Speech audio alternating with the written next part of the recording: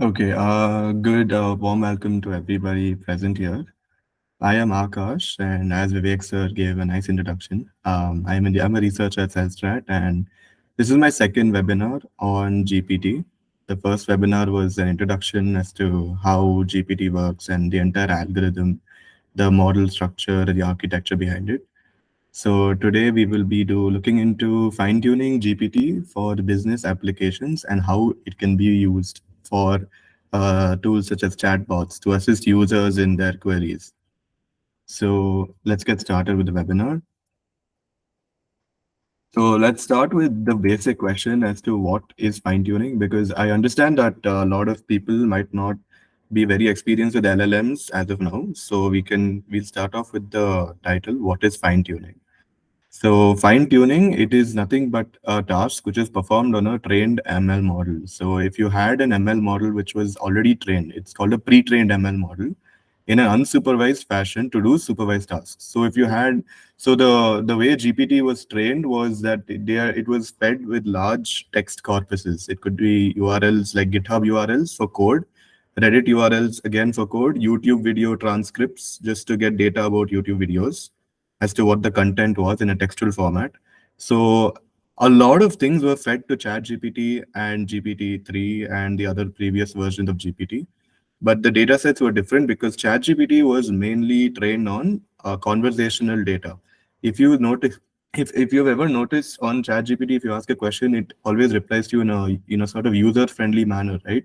Like if you ask it a question, it will give you an answer in the format of an answer back, like you're having a real conversation with a human. But if you ask GPT-2 or GPT-3 without any sort of pre-processing, it will just give you an answer without any real like understanding of what you have asked it for. So the goal here is to use these models, these large models, which have been trained on an unsupervised task. An unsupervised fashion was what I just told you. It does not have any labels as to what the text is. It is just given text and it is trained on it. It learns patterns from the text, and using those patterns, the model saves its weights. So that model is then used to do supervised tasks such as text summarization, generation, semantic analysis of text, and more. So I think most of you all would have heard of this semantic analysis of Twitter tweets and stuff like that going around, right? Like positive, negative, things like that. So those are supervised tasks. So you give each value a label. So if you had like if you had a positive sentence, you would give it a label of 1, and you would use a pre-trained transformer to do such tasks. So this is the art of training a model in an unsupervised fashion to do supervised tasks. So the pre-trained model serves as a starting point, and it provides the foundation of knowledge and prior learning. So whatever it had learned and built patterns from the unsupervised fashion by just giving it large text corpuses, it generates patterns, and whatever patterns are generated, it is using that as a foundation which can be leveraged to accelerate the learning process for a new task. So in fine-tuning, the model's parameter are adjusted on the new data while retaining some of the knowledge learned from the original task. So it is nothing but changing the weights whenever you give it an input.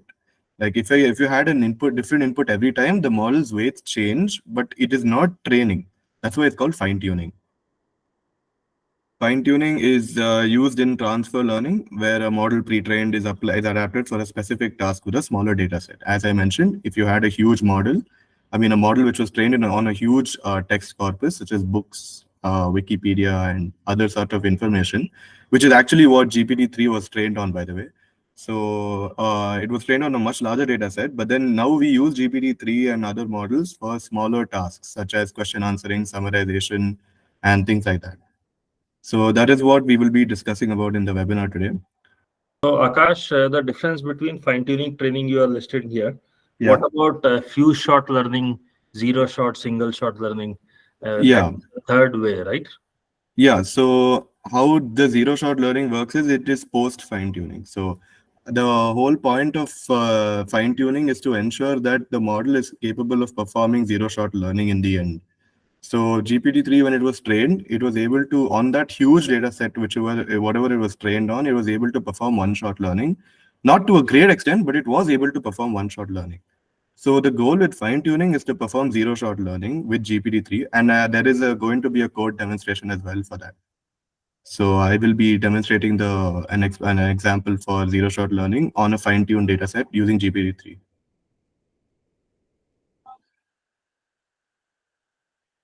I'll proceed, sir. Yeah, please. Okay. So, training a model is the process of starting from scratch. So, you start with a base model. Like, as you guys know, as you guys have might have had experience training base ML models such as CNNs and other neural networks or basic ML models as well. You start from the beginning, like from the model with no weights, right? It is just initialized at random weights. So, it is this training is the process of optimizing a model's parameters, hyperparameter tuning from scratch on a specific task using a large data set. So you give it a data set and then you perform linear regression, all that. That is just nothing but training a model to minimize the loss function. So during training, the model learns to extract relevant feature from the data and adjust its parameters to minimize the loss function, which measure the discrepancy between the model's prediction and the true value. So this is what you do in training, right? It's a normal process. But in fine tuning, you use an already trained model and update its parameters using backprop and gradient descent. So training requires starting and learning from scratch, which is computationally expensive and time consuming. Whereas fine tuning is an art of transfer learning, where a model which was saved earlier is loaded and adapted for specific tasks with a smaller data set. So in simple words, if you had a huge data set, like a lot of information was there in it, you first train the model in a way that it doesn't know what these data actually is. Okay, so it doesn't really understand that this sentence is from a book or this sentence is from a news article, but it learns to build patterns from those texts, and using that knowledge, which was trained, that is called training in an unsupervised fashion. Using that knowledge, you can retrain the model or fine tune. Sorry, you can fine tune the model on a specific data set of yours. So if you had a company's data set to ask, like if you had a company, if you own a company and you have some data from the company, you can present the data to the model, fine tune it, and using the parameters and the features it had learned in the unsupervised fashion, it will use that as a base and learn some extra parameters from your fine tuning data, and then you will get a better output for your question answering, for example, if you're going to give that as your data set for fine tuning. So why is fine tuning GPT important in today's world? Because if you right now in the world today, a lot of work is being done manually. Like a lot of code, simple code such as rendering websites or creating a front end landing page, all of these things are manually done, right, by a web developer, for example. So the whole point of using GPT is just that these small things, right, which you want, like suppose you want to create a landing page for your trained ML model. You've trained an ML model and you've created an API endpoint. You want to deploy it somewhere, right? But to do this, you have to write the front end code and the back end code and all of that. So the whole point of fine tuning GPT for your specific tasks would be to automate tasks, which otherwise take very long tasks manually. So coming on a smaller scale, summarization, classification, etc. So if you had like a PDF, you could just put the PDF into the model and it would give you a summary of the PDF. You could ask questions as well. So the data is retained within the company's data center and ensures protection of the data. That if you use ChatGPT, for example, the data is actually there. There was a report saying that data is being sent to ChatGPT servers, and it is using that data to keep training or to keep retraining the model there. So here there is complete privacy and protection of data because it is not going anywhere else. It is staying within the company's data center. So your data security is ensured. And it also provides quick and specific responses relevant to your task at hand. So if you had something that your model should not answer, right? Like if you are a business, your model should not answer how to prepare a good recipe for a sandwich or something like that, right? So it won't give you such answers for such questions. So it just keeps it relevant to whatever you have provided. These are some of the important reasons fine tuning is important, specifically in large businesses. And which models can be used to fine tune? So starting from GPT, in the entire family, GPT 1, 2, 3, and there's another version of GPT by Eleuther AI called GPT Neo. So these four models are fine tunable, and right now they are fine tunable, and the API access is there. Except for GPT 3.5 Turbo, the reason is not yet disclosed, but OpenAI has still not allowed GPT 3.5 to be fine tuned. GPT-3 provides various models up to 175 billion parameters, which is a very huge model, the 175 billion parameter model. And depending on the kinds of model that you use, whether it's a 6 billion parameter, 2 billion parameter, or 150 billion parameter, there are going to be different costs for you to fine tune. And how do we go about fine tuning? So let's talk about the entire data set here. For GPT-3, the data should be in a specific format called a JSON-L object. I think most of you all will probably be familiar with JSON, right? The JSON objects, which are used a lot of times as they resemble dictionaries in Python. So JSON-L is a type of formatting where each key value pair is separated by a new line instead of commas. So in JSON, you usually put key value, comma, key value, comma, key value. But here it's just key value, new line, key value, new line. That's how JSON L is different. It's nothing but JSON lines. That's what the L is for. So if you're a business right now, and let's just talk about being, let's just say you're a business, and if you want to fine tune GPT-3, you first need to format your data into a JSON L format where you have a key and a value. Now, what are these key and values? We'll talk about. So data collection. So you first collect a large corpus of text data which is relevant to the business platform you're trying to solve. So if you have business problem you're trying to solve. So let's say you're trying to solve, like you want to find out the financial situation of your company in one quarter. So if you have data related to that problem, you can just format it in such a way that you have a key and a value pair. So like from 2018, what were the results? From 2019, what are the results? So the key is nothing but the input prompt, which is what the model will expect as an input, and the value would be the output prompt, which is what the model will generate. We will see more detailed explanation in the next slide. But as of now, you can obtain data from various sources such as social media, customer reviews, support tickets, etc. All about data collection here. So having more samples is better for the model. And clean the data. This is a very, very important process because let's say you're trying to use the company's customer review. In the customer reviews, there will be some illegal characters such as emojis, there will be stars, there will be ratings, there will be people writing in different languages as well, right? So to handle all this, you have to use some sort of data formatting. You can either choose to replace the data or to transform the data in such a way that it doesn't affect the model, because GPT-3 does not support multilingual data. It supports only English. The, re- the reason for this was because the tokenizer used was a byte pair encoding tokenizer, which only handles English language well. So you'll have to clean the data to remove any irrelevant or some duplicate data points. So HTML tags, URLs, special characters, all of these special characters especially. You may also want to remove stop words and unexpected characters, which does not add much value. So yeah, so like let's say for example, if you are giving an input as an output as finance, like the cost of an item is 5,000 rupees. Every line, if for every data point the output begins with cost of. That way it starts to overfit. The model just starts overfitting. It starts jumping around. The problem with such data is that GPT-3 is not meant to handle such formats. The way it's supposed to be formatted is yeah, so let's talk about the formatting now. The prompt is what you provide as an input. So what the model will expect as an input. So if you say Snickers chocolate bar, sales 400 items in 1 month, shelf life 12 months, and there has to be a delimiter towards the end of the prompt. So we can use this arrow sort of key. You can just make any sort of token for providing it as a delimiter. The whole point of this delimiter is to indicate that the input prompt has ended. Like this is where your input prompt is stopping.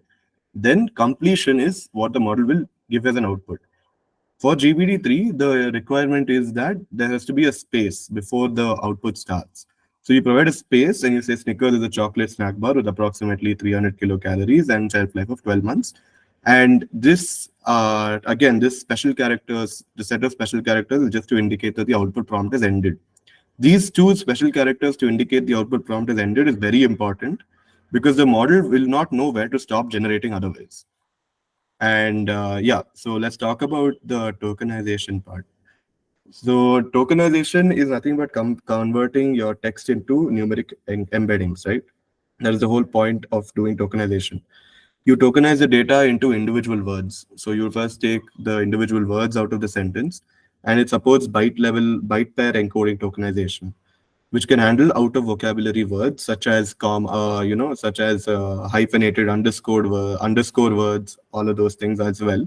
But it is better to perform data cleaning first before passing a data set, because otherwise, if for some reason your output has such special characters, it may generate some garbage.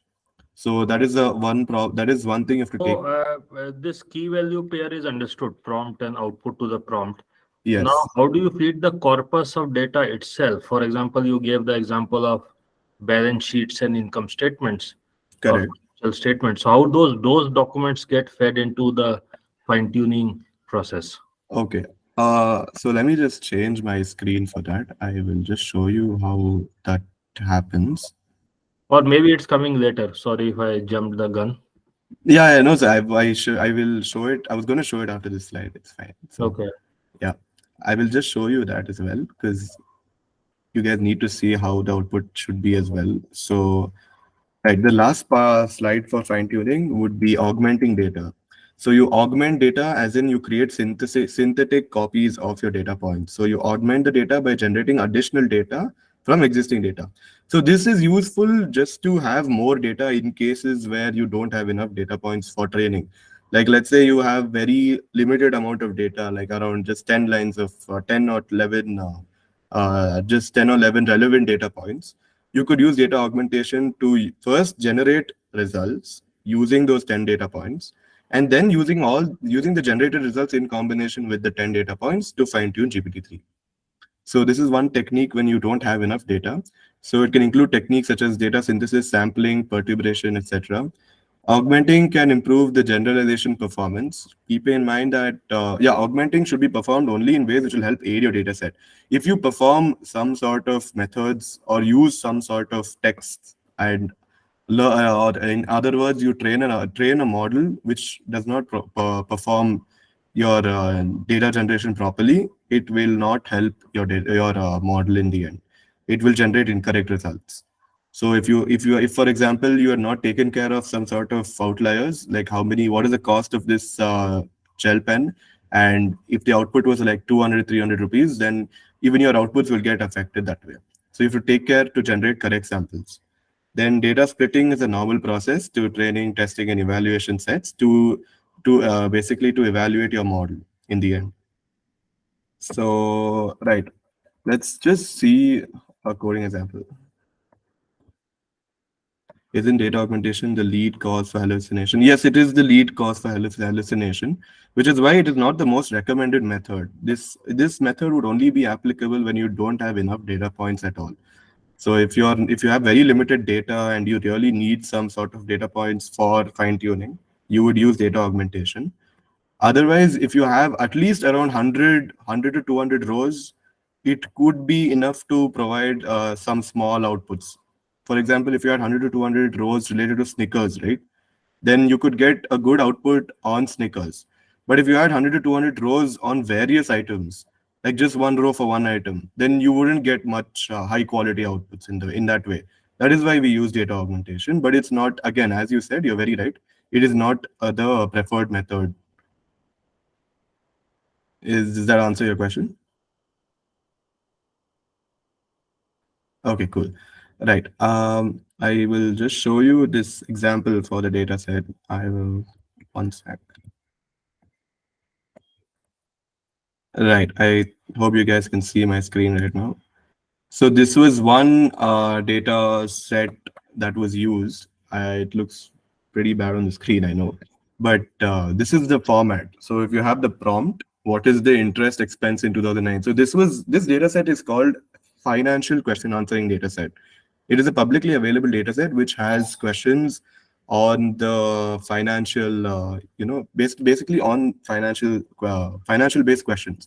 So what is the interest expense in 2009? And the completion is 3.8. So these are the outputs for the input question.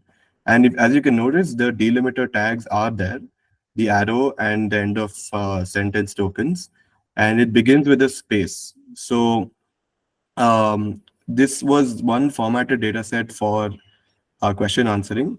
And if you notice that's just give me a second. Yeah. So if you notice that in the previous one, in what I'm showing you right now, there is no space after the value in completion, right? So when I passed it to GPT-3 for fine tuning, it said that there is no space after completion for any data point.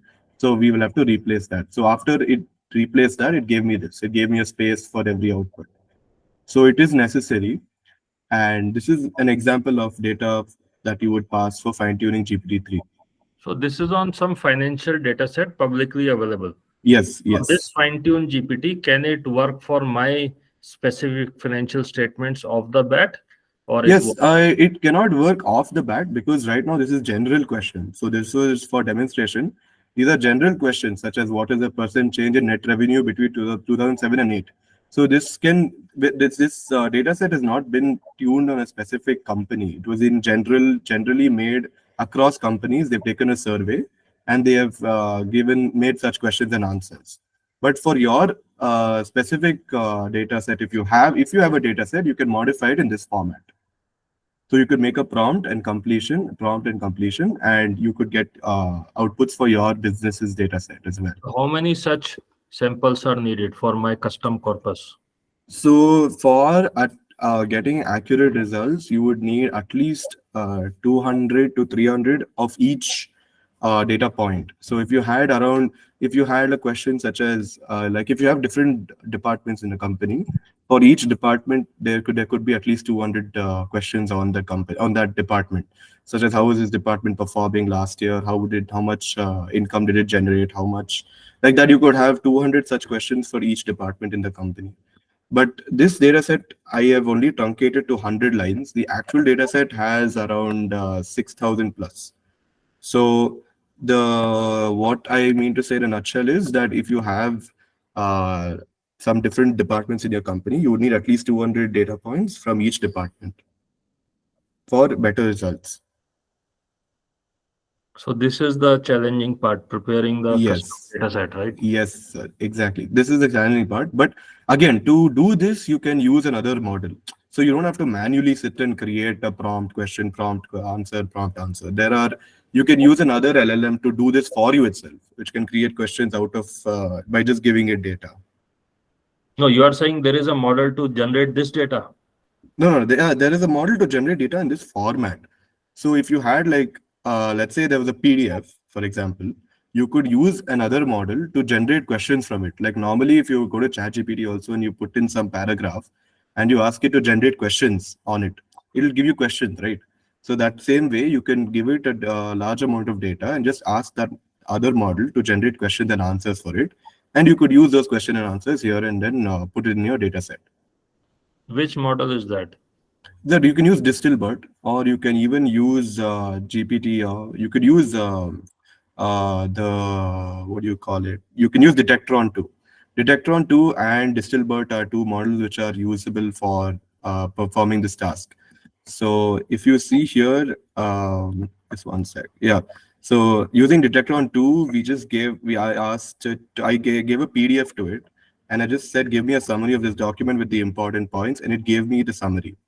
So this model can be used again to create questions and answers based on specific parts of the PDF. So that's how it works. So, So Akash, you mean to say just uploaded the PDF, or rather give the location of PDF and it generated the summary, right? yes, yes, yes. No, summary is fine, but it will create the correct prompt mapping like the one you showed. Yeah, but for that again, you need to ask it. Like you need to make sure that it gives you the prompt value key. It can't give you, like it can't give you JSON file. It'll give you question answer like that. So using that question answer, whatever it generates, you can make a data set out of that. So Vivek, there are JSON tools available publicly. You can give that and put in JSON format. Correct. To that. Yeah, That's exactly. fine. So converting to JSON is fine. Huh. Extracting the key value pairs from a document. The question and answer itself, right, is whatever is generated. You can give it to JSON tool. I think it will do that. Yes. So the model will generate a question answer pair. To my knowledge, the ability to generate questions and answers automatically from any document was still not so sophisticated, right? So Yeah, in sir. GPT itself can generate questions and answers, but will it create this kind of prompt mapping, Q&A? Yeah, sir. It can do it. It can do it. Like if you give it a text, like a text that is within its token limit. So Mhm. ChatGPT also has an input token limit which you can't exceed. If that text, whatever you provided to it, is within the token limit, you can generate a question answer from it. But what I'm saying is that the whole point of this is not to generate the question answer pair. The whole point of this is when you have a question answer pair for GPT-3, you can fine tune it. But to generate a question answer pair, it is upon the business as well, business itself. Their methods, either you'll have to use another model such as Distilbert or another GPT model itself, which is fine tuned specifically for question answering. There you can either use that model or you can use this thing, the detector on two model. Okay. Yeah. Yes, sir. So does that answer your question? Yeah, I mean, we have a lot of inquiries from global clients Uh-huh. where their ask is to fine tune the GPT or Chat GPT on their custom corpus. So the first point would has to be tackled is how to create the prompt mapping for creating the fine tuning aspect. So, Hmm. but there is a lot of interest in figuring this out. Correct, sir. The actually even when you read up on OpenAI's the documentation, they don't provide you with a method to give you this kind of format, this kind of prompt and completion format. They just say that the data should be in this format. That's all. How you do it, they don't mention. Yeah, it's a data So pre-processing stuff, basically. Yes, data pre-processing is on the business itself. It's on the business side.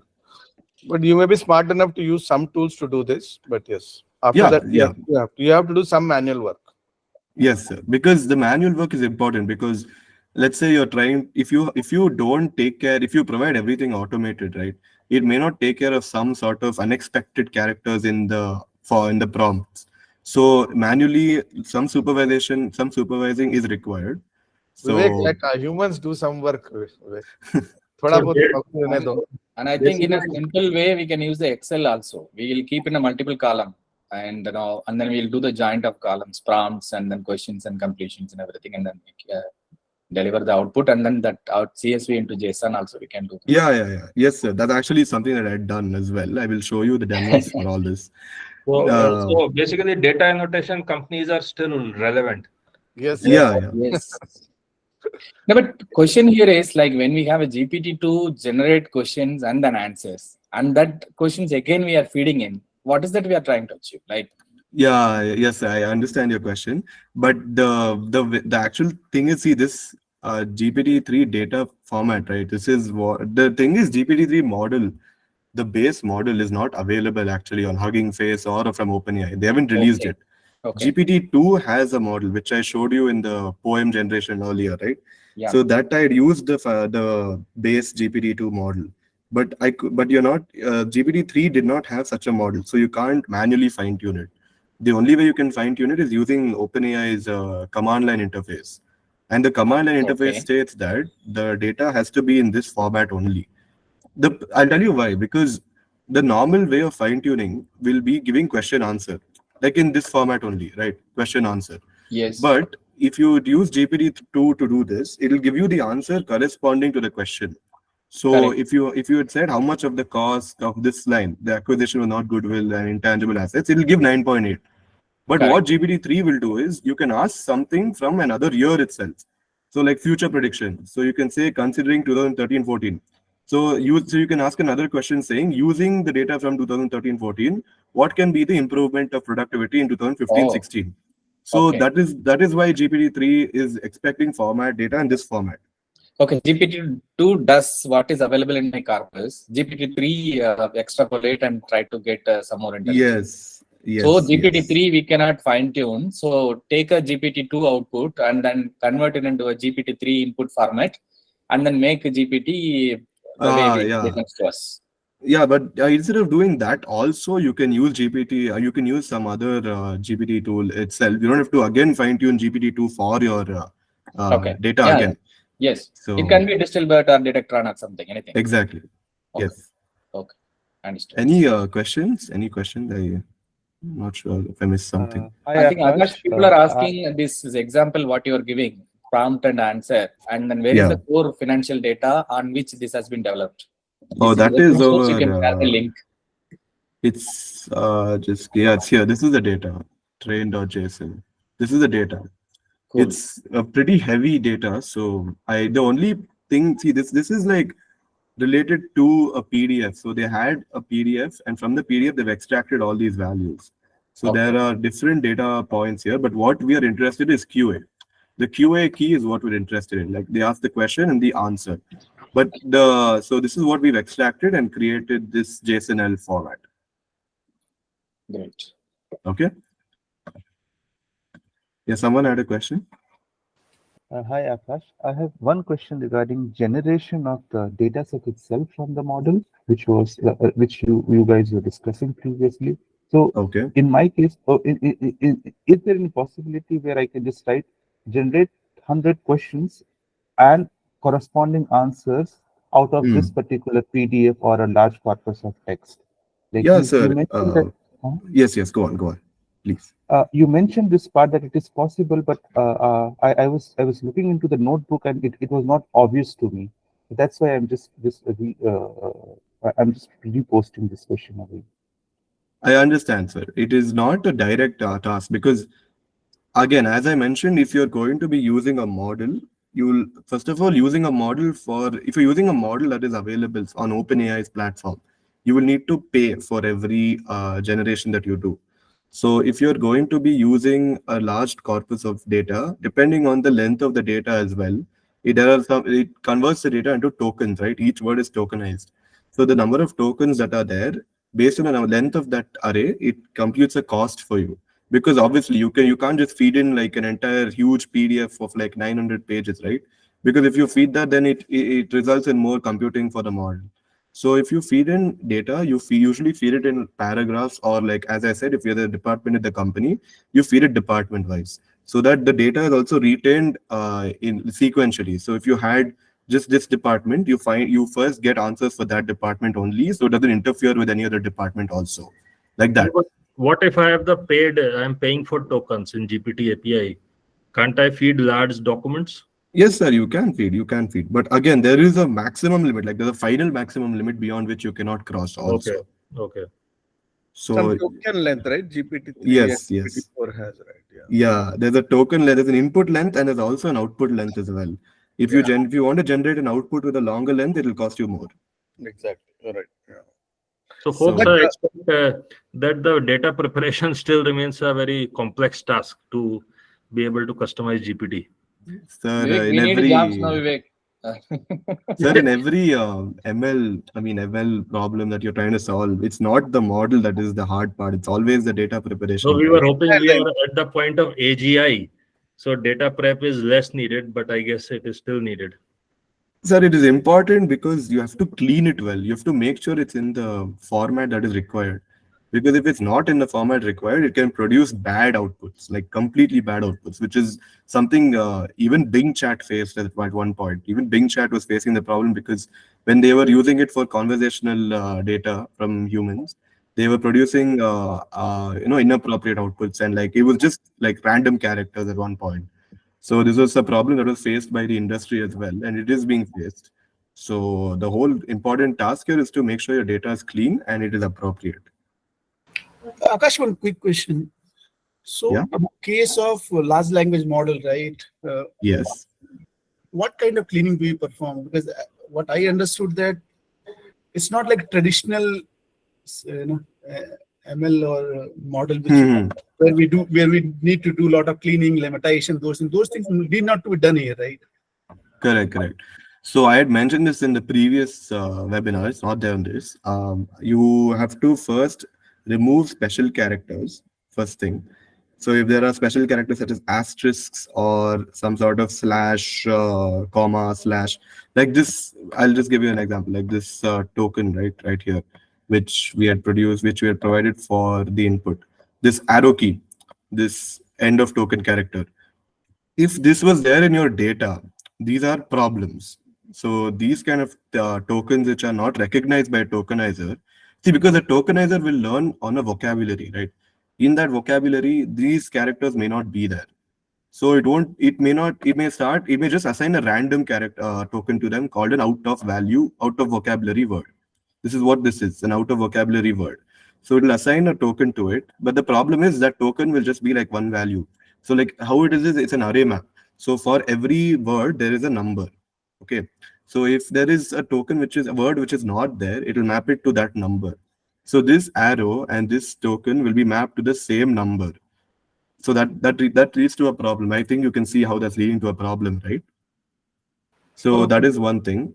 So removing special characters is important. The second method would be to remove these things. What do you call it?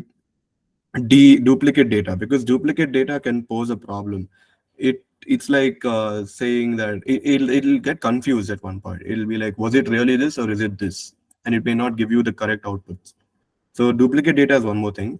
Then the third thing is to remove underscores between words. Like if you have cost underscore, no, like discount underscore price or actual underscore price, these things should be removed. And because underscores are again special to characters which have had different meaning, so they should not affect with the data at any point. So I think, and URLs, HTML tags, all of these also should be removed. Unexpected characters, delimiters, other words which don't add much value, you should remove all such things. You can use regex. So regex is like a tool where you can use to create a mapping, and using that mapping, like it can include all such special characters with symbols, question mark, slash, angular brackets, all such things. So it will go through your entire data and it will remove such characters from it for you. Or you can use the libraries such as NLTK and Spacey, normal natural language models, to perform data cleaning. So data cleaning in a nutshell would be first taking care of duplicate values, making sure there's no out of vocabulary words, making sure there are no non-ASCII characters. By non-ASCII characters, I mean things like symbols from a different language, German language, for example, if there are symbols from that language, some Japanese words are there, some Chinese words are there, some sort of, underscores, special characters, things like this should be taken care of. Did that answer your question, sir? Yeah, Akash. Yeah. Okay. Thank you. Okay. If you have another question, you can always ask. So, Akash, now basically for GPT-3 and all, whatever you have talked about, they have Yeah. taken care as part of their training? Training, no, sir. Fine tuning. Fine tuning. Achha, okay. Yeah. Any other questions? I can go on. So you're just trying to change the last layer, right?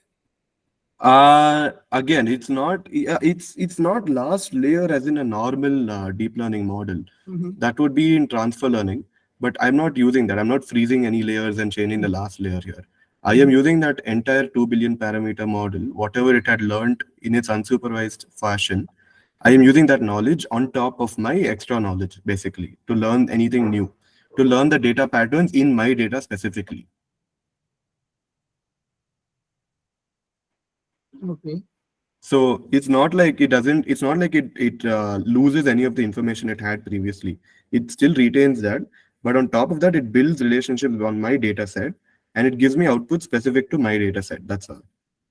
So it's like a normal, like a transfer learning application for, like, let's say you're using a CNN, using a big CNN such as FaceNet to perform face classification.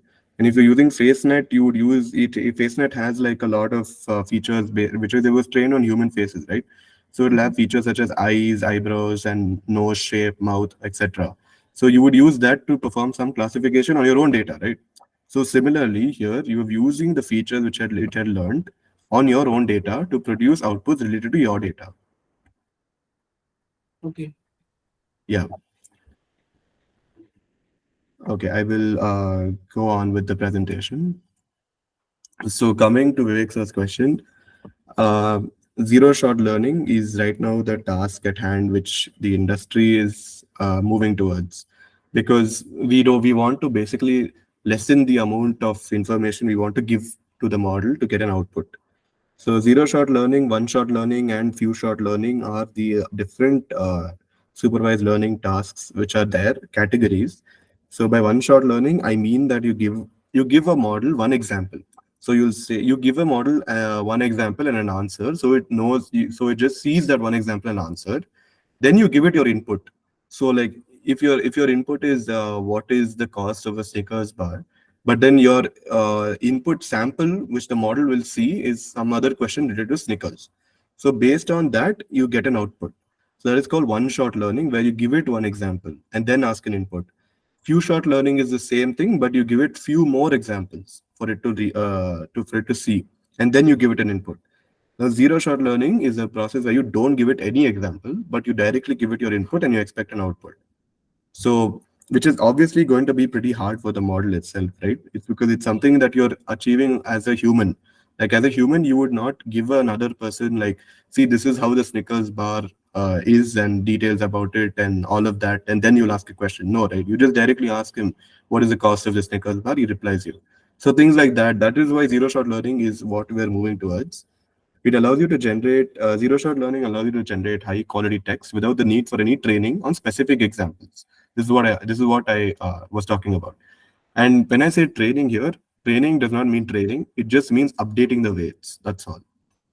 With zero-shot learning, you can prompt the model with a few keywords or phrases and ask it to generate text related to those keywords. So it is a powerful tool for business application because it will allow you to quickly generate high-quality text without the need for any fine-tuning or training. So in a business situation, in a company, for example, you may not want to keep giving it data every time there's a new entry in your data set, right?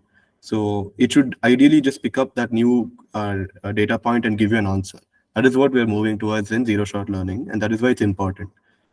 So it can be a useful starting point for generating text, but it should be followed up with fine-tuning of specific examples because it may not be very accurate all the time, right? Because it's still a very hard task for a model to perform. It is not that easy to just give it something to a machine and get an answer from it immediately. So it is always expected to perform some fine-tuning on specific examples and basically making it a few shot model first, and then moving towards zero-shot learning. Don't directly make a model zero-shot learning because it may produce bad results. Akash, I have one question here. So, in an ideal situation, if we are moving towards zero-shot learning, the presumption is that the model has seen at least some data set, or the probability distribution of the data is already learned previously. Then only we can ask the question. So, if it has not seen the probability distribution of that particular kind of data, let's say it's a model trained on physics data set, or all the physics article, then we cannot expect it to generate something related to businesses, unless and until there is a small corpus of business related data that has been fed to it. Correct? Exactly. Okay. Thank you. Sanat has asked, GPT-3 fine-tuning won't be able to get the model to learn. No. It is not like that. This is that is restricting the model. This is not saying that it won't know it. If I fine-tune it on a custom data set, as I mentioned earlier, it does not freeze its layers. It has all the information it has learned, but it just uses it on top of my data. So when so if you ask it 2 plus 2, is it equal to 4? It will give you equal to 4. But that's how you restrict it. So there's a method used to restrict the model to give it only prompts related to your data set. So there's an option with that for fine tuning. So if you set that option to only your data set queries, there's a key. I'm not very sure on it, but I did read upon it. If you provide that key to the model, it will give you queries give you the answers which it had learned only on your fine-tuned data. It won't give you anything out of the box. Like as I mentioned earlier, it won't give you things like how to prepare food recipes or things like that. So fine-tuning is not that it doesn't remember 2 plus 2 equal to 4. It's just that we are not going to be using that part of the knowledge of the model. Was that clear? Data mainly represents not the discrete ones, right? Sorry? The data, the answer which we are getting, they're not like specifically for the discrete ones. We are using right now we are using, mostly the fuzzy logics and all things in it, right? So it doesn't matter for the hard problems, the soft problems, the tricky questions. Yeah, that's why you are giving it more samples for it to fine tune on, right?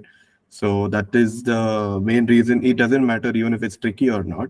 As long as you give it a few samples, it will learn and it will be able to answer a question because it's a massively large model, right? It's a large language model, so it will be expected to solve such questions. Okay. Akash, good question. So, as you said, these are large models with billions of parameters. How Yeah. do you decide the optimal data set which can actually have an impact? Because it could so happen that the parameter updates could be very minimal and the model would not have really learned anything new as well, right? I understand that. You're saying that if your data set is not like the size of the data set is not matching the parameters, right? Like, Size and quality, yeah. yeah. So that way, so OpenAI, when you fine tune on OpenAI, it does not show you explicitly, but it will not use all those parameters. Because if it uses all the parameters, it will generate high bias and your outputs will not be what you want it to be, first of all. And that's why they use an auto regulating technique to regulate the number of parameters that are used. So even if you use a Curie model, I think you're aware there are different model standards. There's Curie, there's Ada, there's also Babbage, and there's also Da Vinci. So Curie is one of the smallest models, and even if you use that Curie model and your data set is not as big as it needs it to be, it won't use that entire parameter. I think Curie is 2 billion. It won't use the entire 2 billion parameter size. So it will use only how much ever is required. So that is one feature OpenAI performs while fine tuning. Okay. Okay. Yeah. So let's go on. So, right, I wanted to talk about this new tool in the industry relevant to AGI called Langchain. So I'm not sure how many of you all might have heard of it, but it is a very popular tool now. It is one of the hottest developments in the field of AI and specifically in generative AI. So it is an open source framework. Right now, it is open source and it is used for developing applications. So if user developers who are interested in creating like a landing page, a website for their business, they can also incorporate question answering chatbot. So this chatbot will not be a normal chatbot. It uses the power of models, NLP models from Langchain.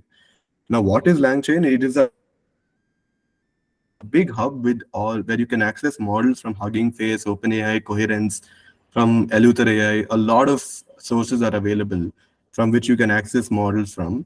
And the why this is such a big thing is because you can combine models, you can do ensemble learning, you can do huge amounts of things from Langchain, which I'll be talking about. But it is one of the most important developments in AGI. It is one of the most useful tools for developers who want to integrate automated responses to queries and provide better feedback to customers. So a lot of times, if you all have ever had conversations with some chatbots on some websites or even Swiggy chatbots, they are limited to some sort of inputs, right? They don't allow you to enter your custom input until a time you chat with an executive.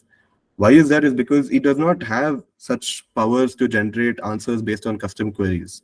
So this using these chatbots which use NLP LLMs, you can create really robust chatbots which will answer questions specific to whatever you want ask it to. Again, this chatbot can be fine-tuned on your own data set. So Langchain versus OpenAI. So Langchain is different from OpenAI by the fact that it is open source, first of all, and it has many contributors from all over the world. All over the world. It is open source and has many contributors. And OpenAI is a closed organization. Its focus is primarily on building newer models and performing research. And NLI is natural language inference. So natural language inference is nothing but, as I told you, building relationships between words in a sentence. So Langchain offers you to choose from various models, which are pre-trained and saved from multiple sources and hubs, such as Hugging Face, OpenAI, Coherence, and other providers. So this is something like the workflow of a Langchain model. So you take an LLM, you use an LLM from one of these sources, and you put your data onto it. Okay. Once you put your data onto it, you can give the user input and the prompt, and the LLM can then use either can use some tools. Okay. So you can either pass the data to another LLM, or using this data, you can do Google search, which is something that's incredible. You can't crawl the web. You can't search the web with any LLM right now. ChatGPT can't search the web for you. GPT-3 can't search the web for you. But this Langchain model can search the web for you based on your input prompt. So if you had an input prompt and you said, do a Google search on this, the top 3 results or the top 2 results will be returned to you, and you can use that information to perform further questions. So, and you can also use Wikipedia. There are multiple other agents which you can use, and all conversations which are made is stored in is stored in a history structure using something called ChromaDB. So, if you all have experienced a problem with ChatGPT, that after some point of using it, you will have to refresh the page, right? They'll say there was a problem generating a response. Please read and rate. So when you refresh the page and you try asking it, sometimes there's a chance it does not remember what you're talking about. So that's one problem ChatGPT faces, but Langchain solves this entire problem by appending every conversation to the database.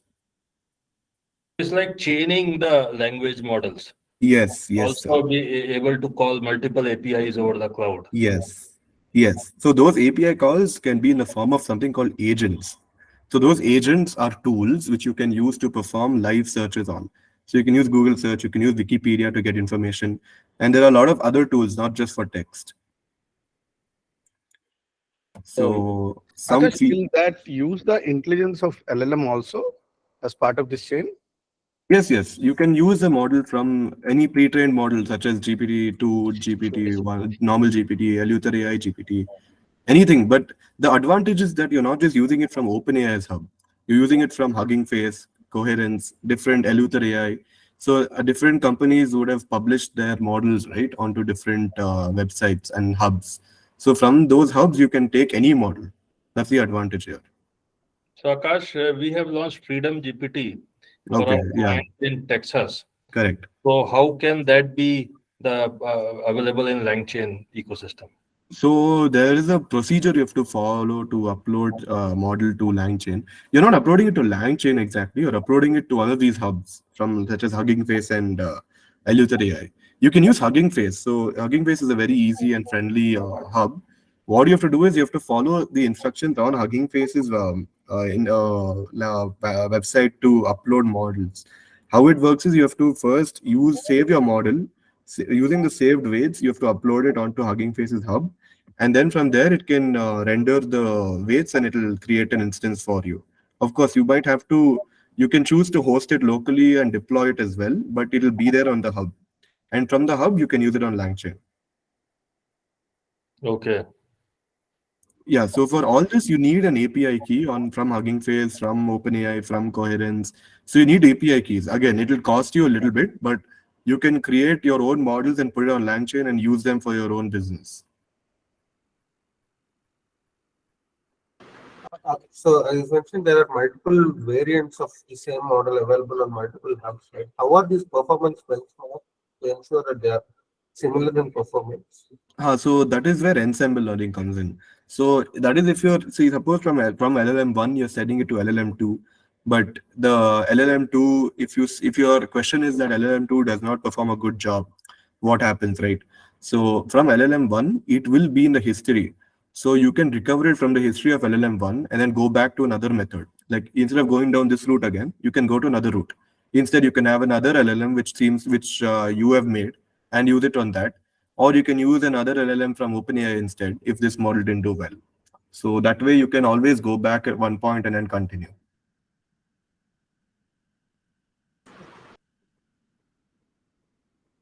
Does that answer your question? Yeah. Yes. Okay. Cool. Some features about Langchain is that it has 5 important features actually. So there's models, there's prompts, there's chains, there's memory, and there's agents. So let's start with the first 3. So the fact that Langchain provides you multiple models from various sources is that it has a generic interface for many LLMs. So you can access the models from various hubs and sources which were mentioned previously, and learning techniques such as ensemble learning and transfer learning can be performed easily. The reason is because most of these models which have been uploaded to the hub, right, most of them use the same byte pair encoding tokenizers except a few. If you're going to be using those, then you have to take care to use the appropriate tokenizers in combination. But if you're going to be using something which was trained with GPT itself, the GPT architecture and the tokenizer, then you can easily combine models and you can use transfer learning and ensemble learning. So then it allows you to do something called a prompt template.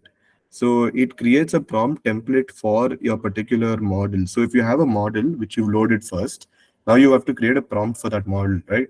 So you can create a template for any, like suppose you're a business and you are creating this model for your business for your users to use, the employees.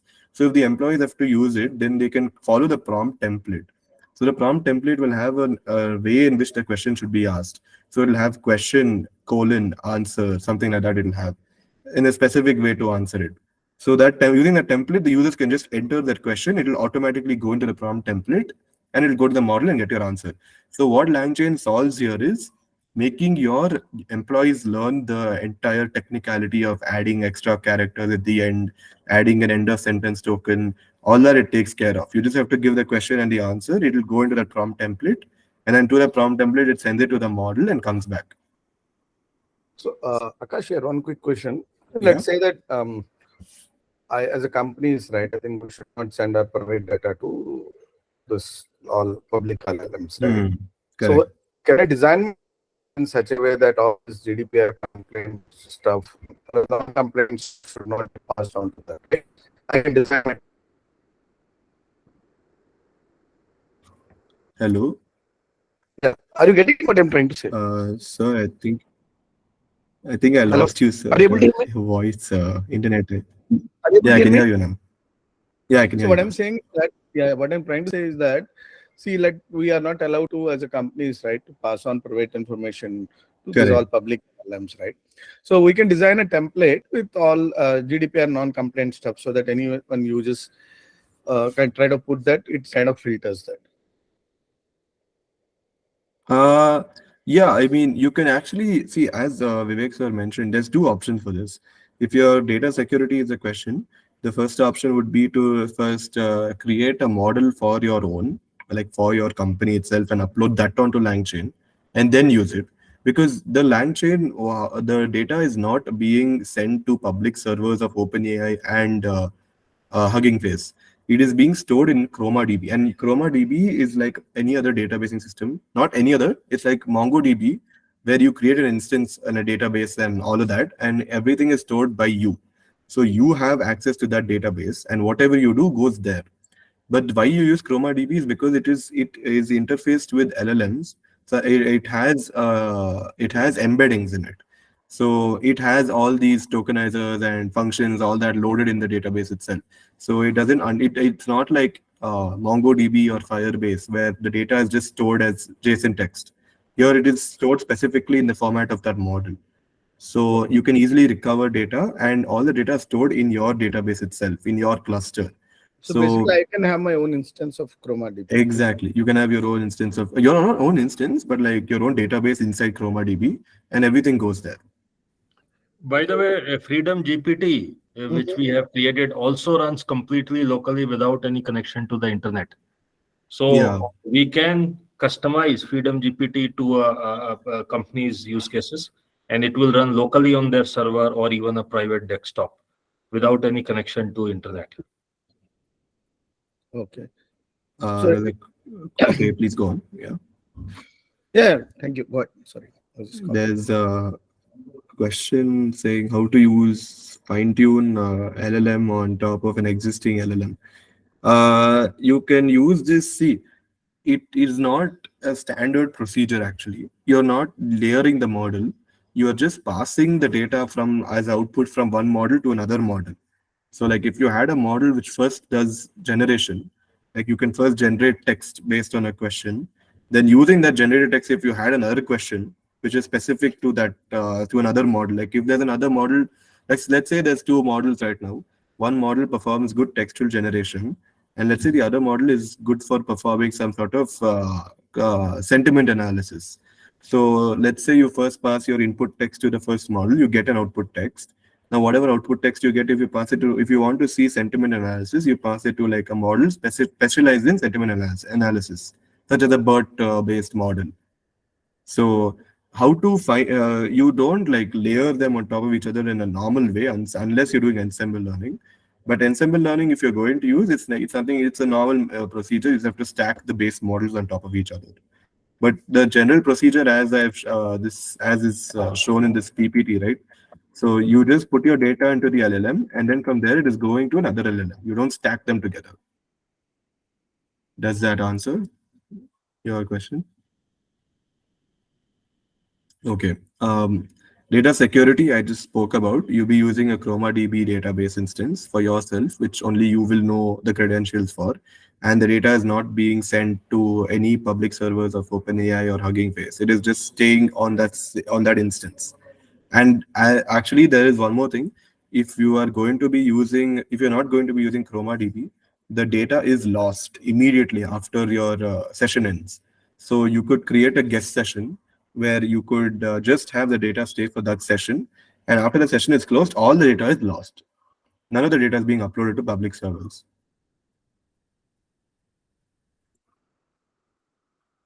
So but if I have to persist, then what I have to do? Sorry, if want the data to be persisted, you can use the ChromaDB database instance. Okay. Yeah, I'm presenting. I just switched to Google Meet to answer questions. You can see my screen, right? Yes. Okay. So I had spoken about the models and the prompts. Now let's come to chains. So the chains is the most important part of this entire procedure. So chains is nothing but a sequence of API calls as opposed to a single call, which generates multiple prompt combinations based on one input prompt and finds a prompt which works best for that particular model. So this is something like randomized search or grid search on another level.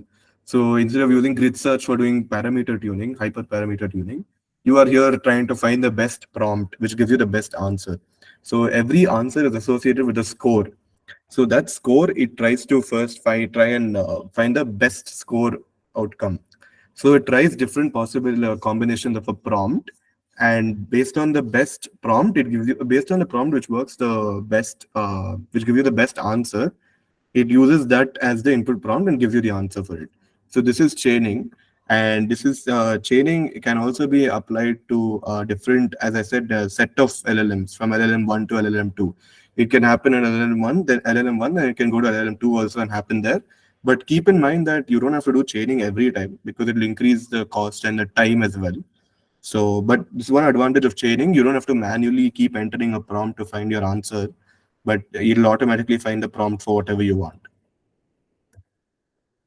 Then memory and agents. So these two are also pretty important features.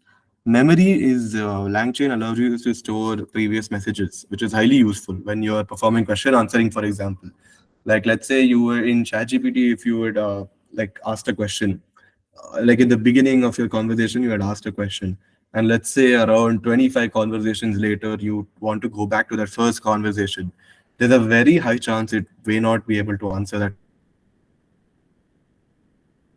this feature of Langchain, where memory persistence is available, every single conversation is appended to the history. And that history goes to your ChromaDB if you are using persistence. But if you don't want to persist your data, it'll just go away after the session ends. But for that session, the memory will be available. So this is one important feature of Langchain. The last feature is agents. So this, I think, is like one of the coolest things about Langchain, because it allows you to use a crawler such as Google search or Wikipedia, and you can even do calculation. So if these tools are used properly, you can make your product stand out from the rest, which are just using API calls from ChatGPT and GPT-3, which are not supplemented with any real-time data methods. They cannot search the web for you. They can't do anything outside of that entire box that they have been trained on, right? So this is one important feature of Langchain. You could ask it to search for something on the web, get information from there, and you could use that for whatever you want. So Akash, how long is this memory in there for? Hi, this is Samir. Yes. So Akash, I want to know if there is a memory there so that all my conversations are being stored like a real person. How long this memory is stored for? Let's say I log in tomorrow again or a week after that. Oh, that way. So if you are going or to if be... there is a session time. Yeah, so if you're going to be using ChromaDB, then your sessions will, if you're on a free tier, I think I'm not very sure, but I don't think it lasts for more than 72 hours if you're on a free tier. But if you are on a paid tier, you can definitely choose different plans available. It will keep the data for you during that, for that entire duration. And if you're not going to be using ChromaDB at all, if you want to, let's say you want to append all this data to your own database, right? Like manually, you want to put it to your own MongoDB database. You don't want to sit there, you don't want to keep it on ChromaDB. You can do that as well. But the only problem with that is the data is not going to be in the same format as whatever you got it as. So it will again have to pre-process it, tokenize it, and all of that. So that's one thing Langchain does for you on its own as an advantage in ChromaDB. And if you're on a paid tier, as I said, there are different plans available for keeping the data alive. But if you're not going to be using ChromaDB, then it dies after the session itself. So everything is forgotten after the session. Okay, thank you, Akash. That was a very helpful answer. Yeah. So coming to the next slide, why is Langchain a preferred choice? So Langchain, yeah. So I think by now all of y'all would have understood as well why Langchain is the way to move forward, because it provides the feature of combining and using LLMs in a way which is truly powerful and is a step closer to providing the user with a perfect explanation of his query. Because from all the steps that it provides, right, it can do prompt engineering, it can do chaining, you can use different models together, you can have persistence with memory, you can search the web. Using these 5 tools, you can literally get the exact answer, the best possible answer for a user's query. So it can crawl the web using agents. So these are called agents, right? The Wikipedia, Google search, etc. They are called agents. So you can perform an input prompt, use an agent such as Google search, and Google will search for whatever prompt you mentioned, get the topmost result, and get some amount of data from it. So you can specify how many tokens you want. So you can get that much information from the first result, and you can use that as an input for the next question, whatever that you have. So it also provides the concept of memory retention, and all data stored using ChromaDB. It is used for building apps incorporating AI. Okay, so before we come to the code example, are there any questions? Yeah, Akash, see, Yes? this ChatGPT plugins are also there, right? Yes. So this plugins just extend, right, kind of a chain, right? Correct. And but there also the privacy is not maintained, right? Yeah, it is not maintained there because you are pushing everything to OpenAI servers in that method. Here with Langchain, setting up a Langchain instance will allow you to push to ChromaDB instead of OpenAI. Okay. In Langchain, let's assume that I write my own model. Let's assume. Okay. I can also write my own multiple models and still use my Langchain and ChromaDB. Yeah. So that's what Vivek sir mentioned. You can create your own models fine-tuned on an own data set of yours. Then you can push that to Hugging Faces Hub, for example. Then you can load it from Hugging Faces Hub and use it with other models together. So it is my private instance, right? Then yeah, that is your private instance. You can make it public or private. That is up to you. Okay. And are there any commutators to this ChromaDB? Commutators as in? Well, I mean, computators. I mean, a similar ChromaDB. I mean, basically, ChromaDB, you said that they store it in a particular format, right? Correct. A vector format, whatever you are saying. Embedding, right? So is this the unique database or are there any other database? Of course, I can Google before I ask you. Yeah. For my knowledge, as per my knowledge, I'm pretty sure just because Langchain and ChromaDB has not been out for a very long time. Yeah. So, and you won't get any information from ChatGPT as well because it has been released in 2023, right?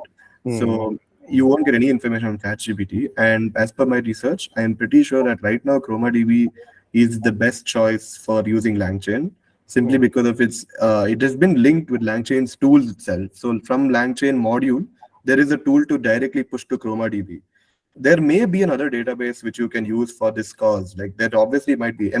Storing data and embedding is not a big task, right? It's just converting it to embeddings. But the goal here with Langchain is to just make everything easier. So there might be another database, but the ChromaDB offers you good choices for pushing data directly to it. Okay. Yeah, Yeah. I'm just trying to understand what is it that companies like to kind of create their own ChromaDB, because that will help a lot of stuff, right? The way they store the embedding and all, right? Yeah. Okay. So, yeah, Pinecone. So Pinecone is, as far as I know, it's a database which is like I think it's a vector storing database, right? It It's a stores data vector in. storing database, yeah. Yeah, I'm not exactly sure. I mean, it may store it in a format which is not the same as whatever the model expects. So it may store it in vectors, it may store it in arrays, but it may not. Again, it may not store the embedded format for which you will have to pre-process. But there might be a model out there which does all this for you. I mean, a database out there which does all this for you. But the end goal of ChromaDB is to just make things easier and keep it private for sure. Like safety is ensured. Memory retention, everything. Yeah, little bit question out of this context, but what the Pine core, right? So Yeah. how is that vector DB is also kind of an embedding, right? How is it different from normal embedding and this vector embedding? I'm not very sure because I'm not sure how it does the vector Fine. embedding. But the thing with embeddings is it's nothing but the tokenized form. So Exactly, right? the Yeah. tokenizer, if you are able to use on and then push it to or to Pinecone, then it will work. But again, I mean, if you trust Pinecone and you want to go ahead with it, then you can, because there's nothing stopping you from putting your data to any database, right? There's nothing stopping you. You're just getting the output. You can copy it and put it wherever you want. But the whole point here is to just keep things between the system, between Langchain and ChromaDB. There's a pipeline established for which you can directly interact. Yeah, got it. Thank you. Yeah. So we're come to like the last part where we will be displaying a coding example of fine tuning. So as I showed you the financial question answering data set, that was one thing that we will be using on GPT-3. For GPT-2, I have also fine-tuned with a different data set, which is on Amazon's customer reviews and product details. So different products on the Amazon inventory with their ratings, cost, and customer reviews as of 2021. So we will be talking about that and seeing the code work. We will be fine-tuning a customer product application data set for GPT-2. And the goal here is to ask questions and get answers. Yeah, so data preparation, as I mentioned earlier, it consists of around 1,300 unique items. I'm talking about the Amazon, the financial question answering one, which we will be using for the GPT-3. So to use such data for fine-tuning GPT-3, we need to make sure the data has been cleaned and matches the output format required. So this is the format I will be following, which is prompt, input prompt, with I missed the quote should have been after the arrow, not before the arrow. Input prompt with the arrow and then a quote, the closing quote, then the completion value with the space in the beginning and the output text, followed by the end of line token. And since this is a JSON lines format, we will have to append a new line character at the end, so that every item is in a new line. So important points to be considered, which are usually like skipped. So when you fine tune, make sure there are no missing values, because the model will reach a point where a confluence of problems may arise. So what I mean by confluence is like where 2 or 3 points meet, right? So you may have a problem arising because of reduced accuracy, increased bias, overfitting. All of these can happen at the same time. So it is important you prepare your data well before you start fine tuning. And GPT, OpenAI's command and interface actually does take care of some sort of important uh, data points in your data. Like if you don't have if you have very long prompts, like some prompts are very long, it'll say these prompts are very long, we'll have to remove it. If you have prompts which don't match the format, it will replace the prompts with the format that is mentioned. So all of that is supported by OpenAI's command and interface, so it makes everything very easy to fine tune.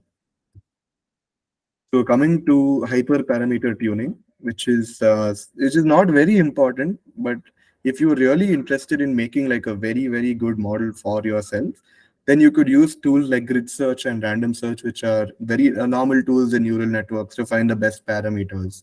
So you could train it to find the best number of iterations to train on, the learning rate, the step size, or either creating a dynamic learning rate or a static learning rate. All of these things can be performed with grid search, but these are very computationally expensive. So unless you really want to need such a precise model, you don't have to use tools like grid search and random search.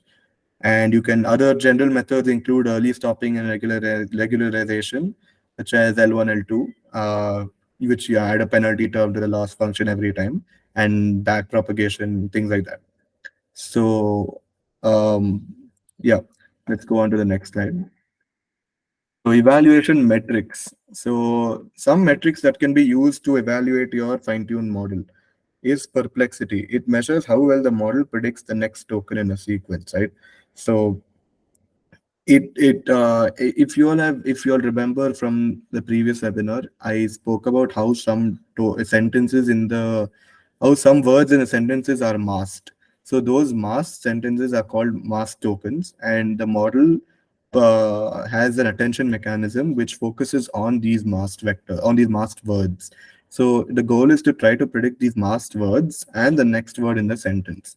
So if the model is able to perform this well, it gets a lower perplexity. Accuracy is the percentage of the correct prediction which are being made by the model.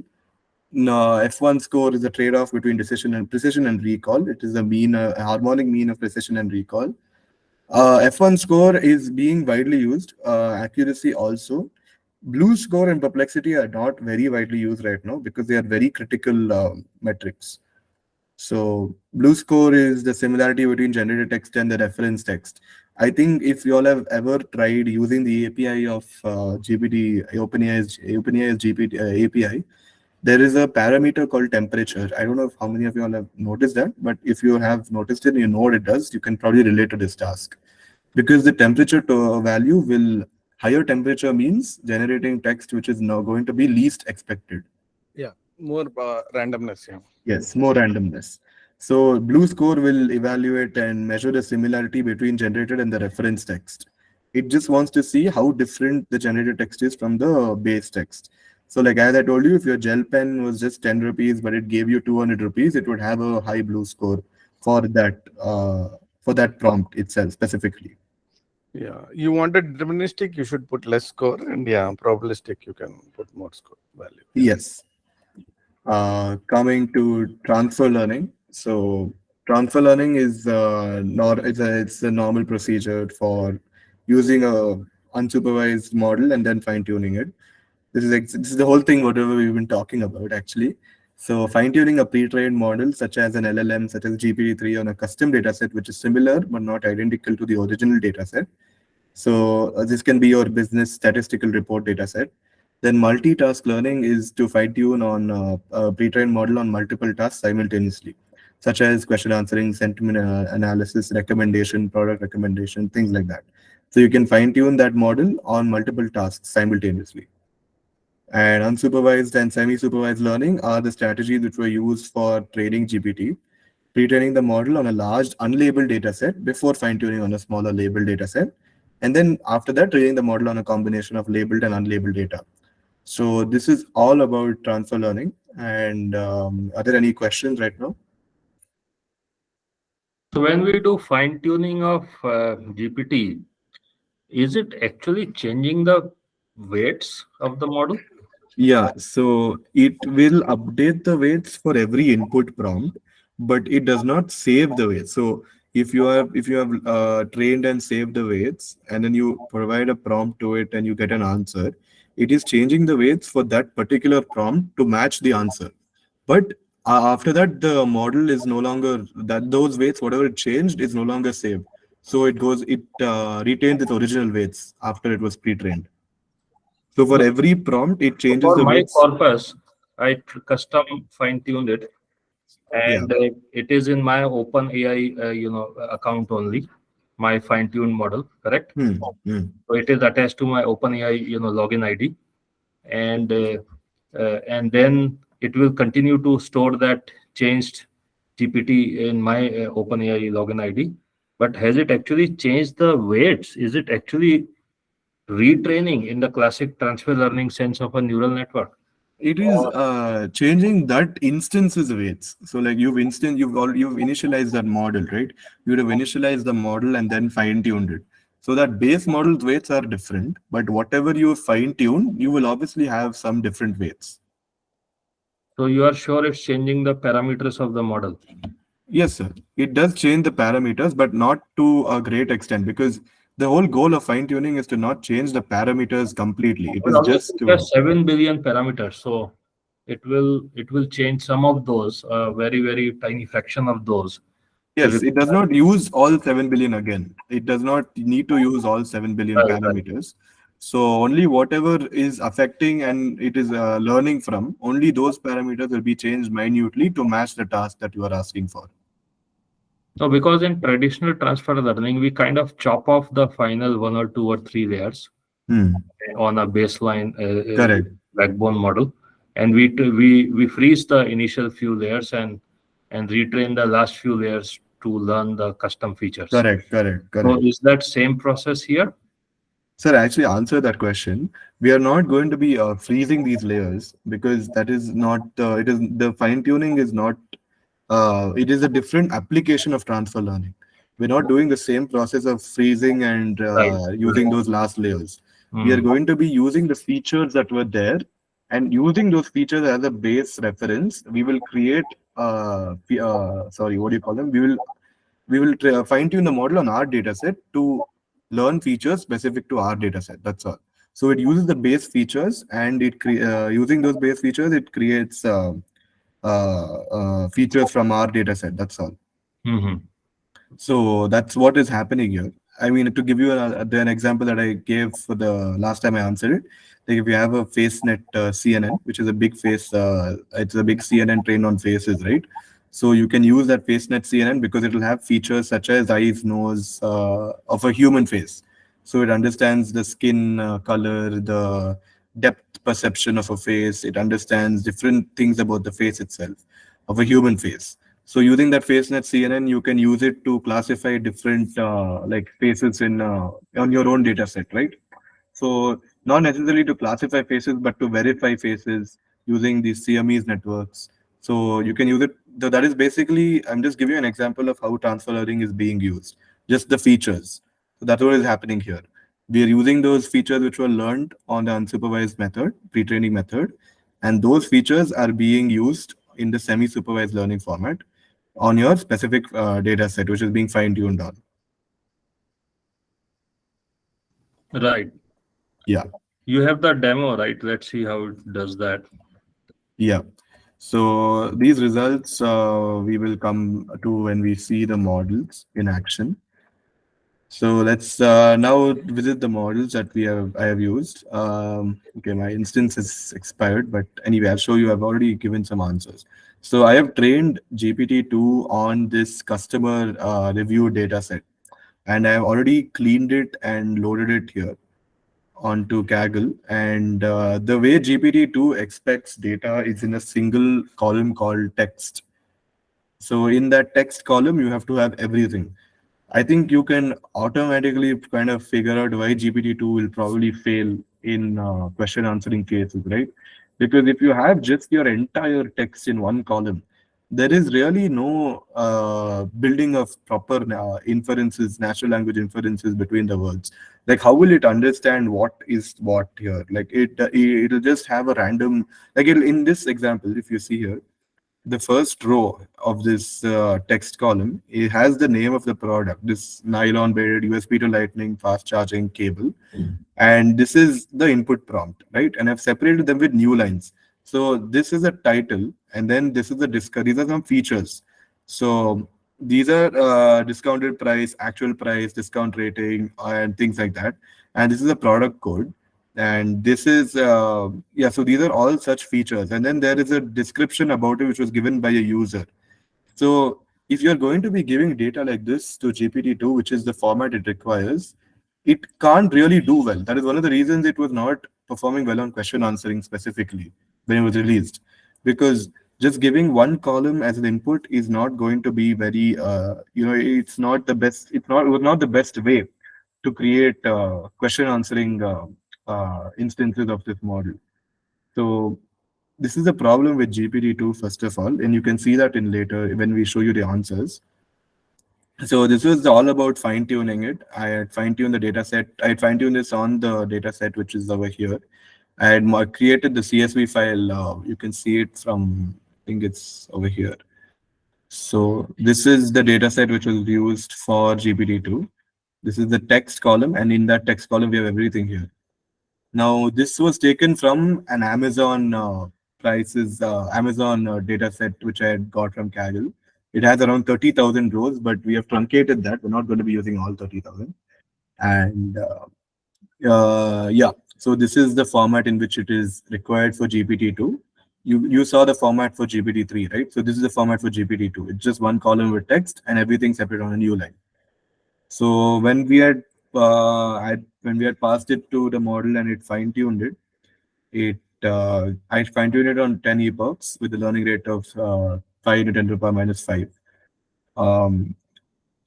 Yeah, so these were some of the results. The loss just kept decreasing, and we got a loss of around 3.6, 3.7. Now I saved the model and I loaded it now, and I just gave it a prompt of Acer LED TV, right? So right now, this model is not yet performing question answering. It will give you generated text based on Acer LED TV. And if you think here, I think it will be here.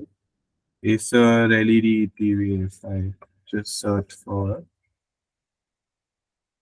right. So here, Acer 80 centimeters, 32 inches, Android Smart LED TV.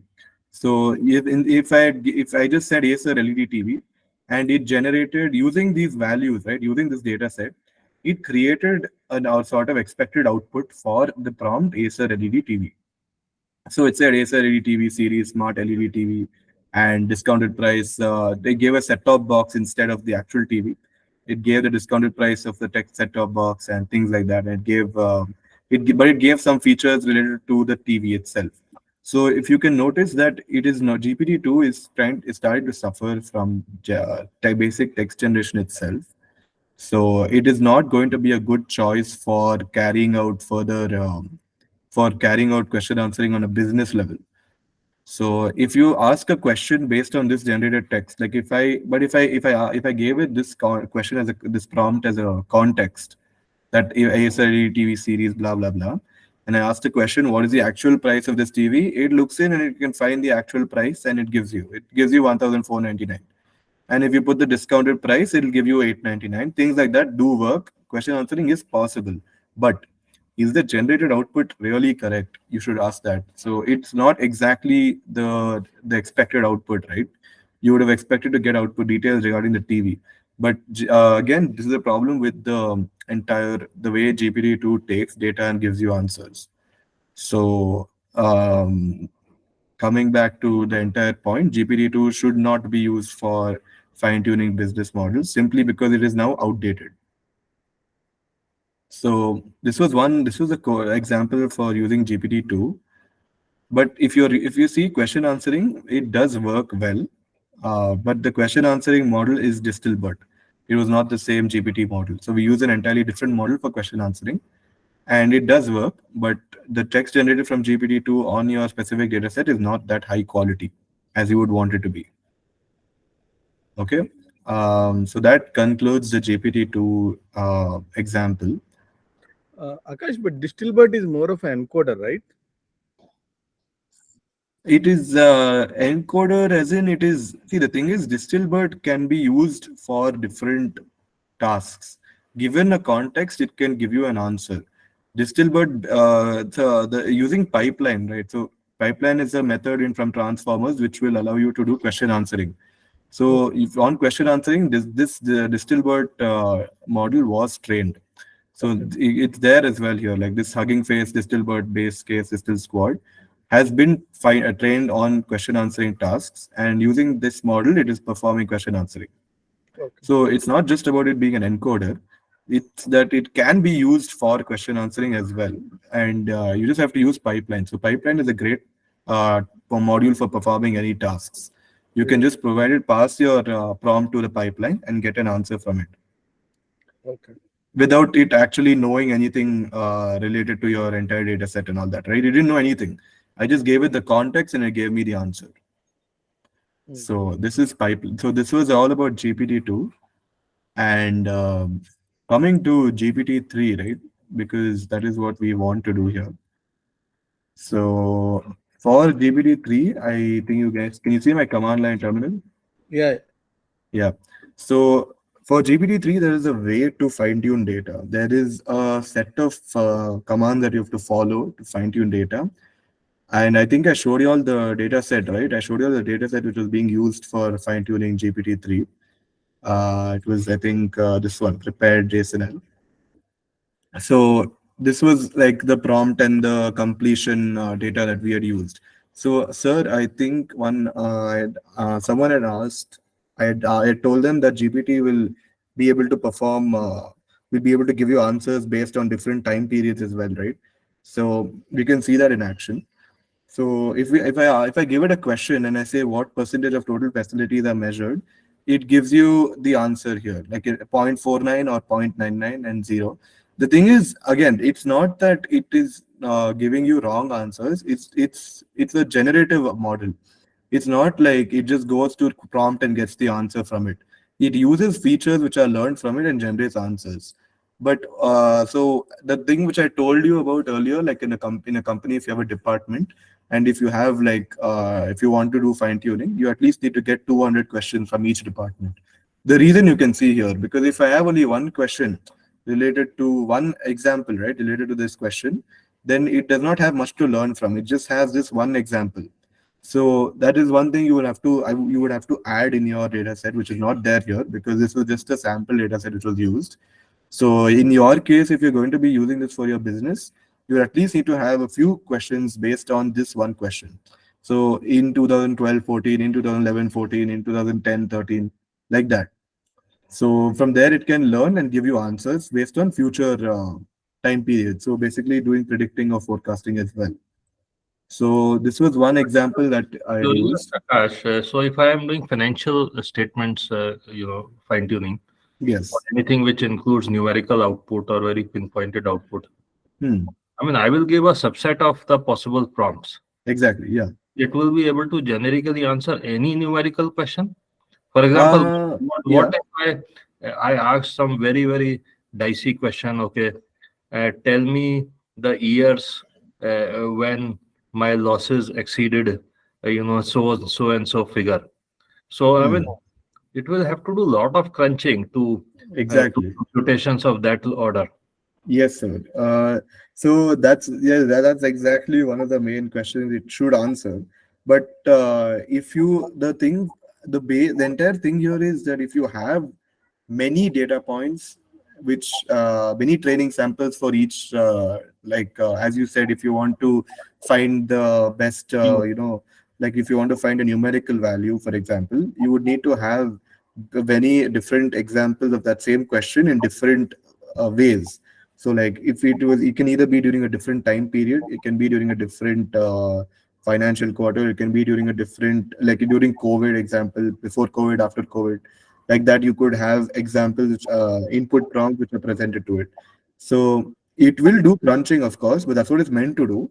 It will do crunching and it'll give you an output which is something relevant to your answer. It may not be the exact answer because it is not just matching the prompt and the answer. It is using these features and trying to build a predictive model here. So the magic is in how you create the prompts. Yes, yes. So that is to answer a larger set of questions beyond the prompts.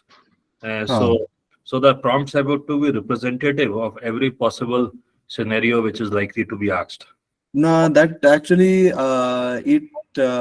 yeah, sir. I can actually, when I was doing this yesterday, I was testing it out. I had provided one question where it said, what was the expense in 2018-19 of a company?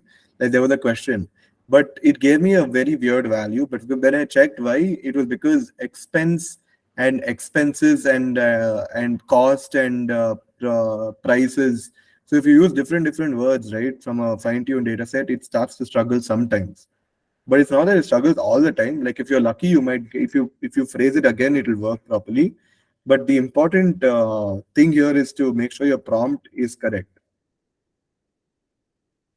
So prompt engineering is still a very important task in GPT-3 fine-tuning. So I feel we have reached AGI in the public information domain, but Yeah. reaching AGI level intelligence for my custom corpus, more work remains. Yes, sir. More work is always going to be there. I won't agree with you because the kind of answers it is kind of giving, even though for a public data, right? So you ask any question, it will answer even though it knows or not doesn't know, right? It is not, there is a lot of ethics, lot of things that has to be still taken care. I mean, we are at least close to generalized internet intelligence, but intelligence specifically to my company's data has to be, significantly more innovated. More innovation need to be created through, because this kind of creating a very sophisticated prompt database itself is a blocker for Yeah. creating custom, solutions for my company's data. Because getting this prompt database right itself is challenging. And unless we can do that, it will not be able to do good job of my custom corpus. So we are nowhere close to AGI on my custom data, but for internet scale data, we are at least partway closer to AGI. No, no, no. Sir, No, what I say is that, Vivek, even for a public data, right, the prompt engineering is very important. Unless you ask right thing, it won't be able to tell you, Yes, right? yes, indeed. Yeah. So even for public data, the answers what they're giving is they have used every data that is available publicly and they have done it, right? So I don't think it is taking proper context and every time giving a right answer. Because if you ask the same question to the same Yeah. LLM, it is answering two different ways, right? Not same way. Exactly. Yeah. So I think still we are a long way to go and we still have our jobs in future. Sir, but there's a reason I showed it to you in this order. I showed you GPT-2 first. I showed you the problems. Now you can see GPT-3. It does give you relevant answers, but it may Good. not be what you want exactly at that period of time, right? So there's the reason I showed it to you in this order, because now I will be showing you the solution to all these problems. So we will be using a Langchain based incorporated model. So we will be using Langchain now, and using Langchain, I will show you some outputs. I think my session expired again. It will take some time to install all these dependencies. But using Langchain and ChromaDB, which are the two main important modules here, we will be using the Langchain module to create to load something called an index store vector store index creator. So this entire thing is to again create vectors and to basically ready the Langchain model to understand that we're going to be using an LLM here, and we will be using using Detectron as a base model. But we will be using Detectron, and we will load the indexes from the Detectron model. What I will be showing you all is a PDF. So the PDF is there over here. Can you all see this PDF? Is it visible to you? Yeah. Okay, cool. So this PDF was like a sample report. So like this is around, I think, 18 pages, but you can actually provide a PDF of, I have tried a PDF of around like 120 pages. It still gave me good results. So I just loaded this PDF into it. So how does it really extract the text from it is by using Tesseract. So PyTesseract is a module which is used for performing OCR, right? Yeah. So it uses OCR and extracts the text from this PDF because yeah, again, if you're using a very poor, like if you've scanned a document, let's say you have a document that you've hard copy and you've scanned it, and you can also use that as a reference here. But you have to make sure the scanned copy, the text is clear and visible. Otherwise, it might give you wrong letters. Yeah. So, Basically, any OCR. Yeah, that's fine. Yeah. yeah. So this was so here we're loading a document loader because we're loading an unstructured PDF loader. So this is the module available to create a PDF loader. In this loader, there are modules such as Tesseract, which is doing work behind the scene. It is extracting the text and it is loading it into this loader. So I had created a docs folder and I moved this sample report .pdf, this file. I had moved it there. And now we provided a text folder to be that docs folder, which has this file. And we loaded it now into our loaders using the unstructured PDF loader. So after that, we need some utilities called Poplar and Tick Token. So Poplar is another utility for doing PDF processing. It is required for doing some PDF processing. And tick token is nothing we need. It is just something required by the index store. It's just a sub dependency without which it won't run. So after that, we initialize the vector store index creator from the loader, and we've downloaded the models and the model from the Detectron model. And after that, we have used ChromaDB. See, ChromaDB using embedded DuckDB without persistence. So the data will be transient. That means I am not saving it anywhere onto any database. That means after the session, the data is gone. So this is the warning that it says here. Yeah, I'm not going to be storing my data anywhere for further use. So upon loading this PDF, right? So I think Vivek sir, as you had sent, like if you just give it like a large corpus of text and you want a specific question, I can ask it first, give me a summary with something that you can do. And if you notice here, the output prompt starts with a space again, right? It starts with a space. So this means to say that it is a very large, the model was again fine-tuned in a similar fashion and pre-trained. So we're using this model itself. And yeah, so just asking it a question directly, give me a summary with the important points. It is able to give you a summary. It gives you a formal report on the effects of stress on business employees and programs offered by employers to manage stress. So it gives you good details about it, and you can also customize it to say, give me more information, give me less information, things like that. And then you can ask it a specific question randomly. What was the impact of the company on the stress of the employees? Okay. So it would say that they implemented training programs, monitored concerns, and once a month to be proactive instead of reactive, lower turnover rate than industry average. So questions like this from any point of the PDF you can ask. And this is not one quick question. So this PDF size, number of tokens, you said there is always a limit, right? How are you able to manage this? So that's a good question. The thing is, Detectron has a different limit. So it's not, we're using it from Hugging Face. We're using a Git repository actually here. So it's been hosted on a Git repository, and this has its own input length limit. It's definitely longer. It's definitely long enough because this model itself is like 330 MB. So it does have a very good input length limit. I'm not exactly sure on the number, but it is enough to handle the PDF. It can handle at least 80 pages I have tested. So 80 pages is roughly, you can say per page, 200 words also, it is roughly. Yeah. It is able to load it onto this loader, but it takes time to generate answers because of it being longer. That's okay. But and you are not passing this to LLM, right? No, it is an LLM. This is the LLM itself that I've downloaded and I'm passing it to that. So this index is creating an index creator from a loader. So this loader is that model which I had provided earlier. It is using the Detectron model, and it has a tokenizer. Which LLM you are passing this? Yeah, we're using Detectron, which is here. Okay, Detectron is a different LLM, not GPT-3. Okay. Detectron is a very large model. It can perform segmentation, text generation, and things like that. But Detectron is not LLM, Akash. Yeah, it's not an LLM, sir. It is a model. It is a very large model which can perform segmentation, text analysis. It does images also. Yeah.